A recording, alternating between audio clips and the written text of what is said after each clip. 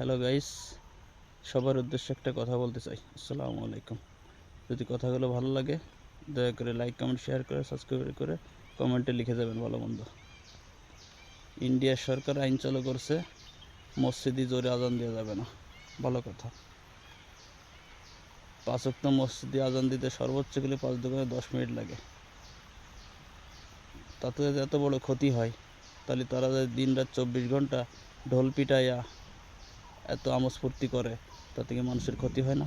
কত অসুস্থ মানুষ থাকে, তাদের ঘুম হয় না, কত সমস্যা, মানুষের নামাজ পড়তে পারে না, তাতে কত সমস্যা। অ্যাপসের মাধ্যমে নাকি নামাজের টাইম হলে আজান দিয়ে দেবে, তখন তারা নামাজ পড়তে যাবে। আচ্ছা, প্রত্যেকটা মানুষেরই অধিকার আছে নাগরিকত্বের, তারা তো সে দেশের নাগরিক, কেন তাদের উপরে এত নির্যাতন? কই আমাদের দেশেও তো কত হিন্দু ভাই বোনেরা আছে, কই একটা লোকের উপরে তো নির্যাতন করে না। তাদের ইবাদত তারা করে, আমাদের ইবাদত আবার আমাদের সাথে তাদের কোনো ভেদাভেদ নেই। তাহলে কেন এত বৈষম্য ভারতের মুসলমানদের উপর? কেন এত বৈষম্য আপনাদের কাছে জানতে চাই।